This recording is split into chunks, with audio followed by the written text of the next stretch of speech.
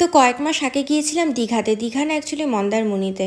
তো দেখো আমরা এখন হোটেলে পৌঁছে গেছি। অনেক দিন ধরে না ভিডিওগুলো আমার মোবাইলে পেন্ডিং পড়েছিল, তোমাদের সাথে শেয়ার করা হচ্ছিল না, তো ভাবলাম শেয়ার করা যাক।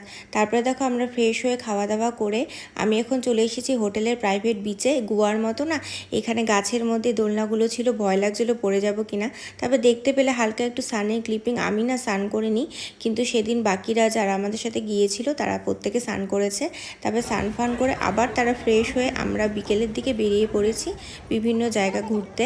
আর তোমাদেরকে একটা কথা জানিয়ে রাখি, আমি কিন্তু একটা ডিটেলস ব্লগ তোমাদের সাথে খুব তাড়াতাড়ি শেয়ার করব। এই দীঘার ব্লগ অনেকগুলো, মানে অনেক ভিডিও করেছি, A to Z তোমরা ওখানেই জানতে পারবে। আর তোমাদেরকে এখন শুধু আমি হালকা করে দেখিয়ে দিচ্ছি আমরা কোথায় কোথায় ঘুরলাম।